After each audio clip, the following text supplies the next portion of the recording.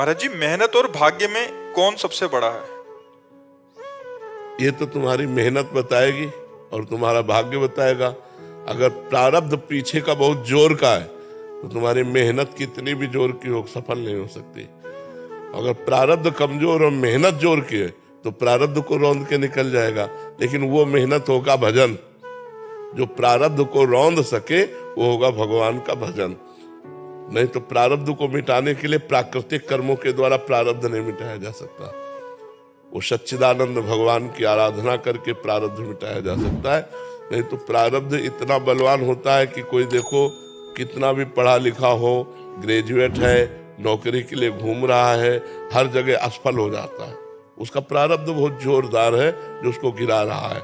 एक आदमी है कि मंद बुद्धि का है, कोई प्रयास नहीं है, लेकिन उसका प्रारब्ध बहुत जोरदार है। वो प्रारब्ध का अच्छा प्रारब्ध है तो उसका भोग कर रहा है। इस समय वो गलत चल रहा है लेकिन उसकी उन्नति हो रही है क्योंकि उसका प्रारब्ध पुण्य जोरदार है और वो बहुत अच्छा चल रहा है, धर्म से चल रहा है, लेकिन उसका प्रारब्ध गिरा हुआ है तो उसको बार बार गिरा देता है। तो ऐसे प्रारब्ध को कंट्रोल करने के लिए तपस्या, साधना, इसके सिवा नहीं हो सकता। अगर हम भगवान के लिए अपना जीवन अर्पित करके नाम जप करें तो प्रारब्ध बदल सकता है, या प्रारब्ध रहते हुए भी हम उन्नति को प्राप्त हो सकते हैं। प्रारब्ध अपना प्रभाव दिखाता रहेगा।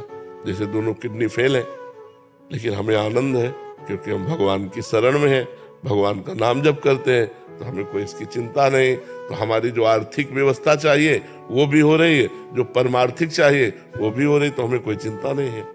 महाराज जी, हम ये चाहते हैं कि हम कभी भी अगर खत्म भी हो जाए या मतलब मेरी मृत्यु हो जाए तो हम ये चाहते हैं कि आप उससे बहुत ज्यादा साल तक जियो, लेकिन आप ना पहले जाएं। आप ये तो ठाकुर जी पता ले कि ये हमें पहले जाना है कि आपको पहले जाना है, ये तो उनका निर्णय होगा।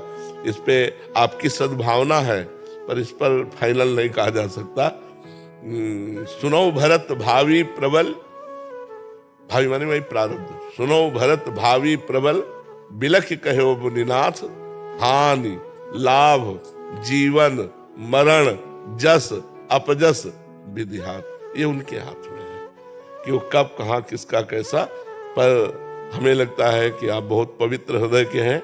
जो इस समय लाभ लेना उसे ले लो, जो उपदेश सुन रहे हो उसके अनुसार अपने आचरण बनाओ और नाम जप करो और निकल चलो इस असत संसार से भगवान के चरणों की तरफ बढ़ो आगे ना। हाँ, संत संग का यही फल है कि संसार का असत संग त्याग करके भगवान की प्राप्ति कर ली जाए। साधु समागम का यही फल है कि हमें भगवान प्यारे लगने लगे, उनका नाम प्रिय लगने लगे, गंदे आचरणों से घृणा होने लगे तो समझो संत समागम हुआ है। तो बड़ा सुंदर भाव आपका है, इस भाव का लाभ लो, भगवान का नाम जप करो और जीवन को पवित्र बना लो। जीवन को अपवित्र ना होने पावे, कलंकित ना होने पावे, कोई ऐसे गंदे कार्य न हो जिससे खुद जलो और अपने प्रियजनों को जलना पड़े। ऐसे आचरण करो कि आप सुखी रहो और आपके संबंधी भी सुखी रहे।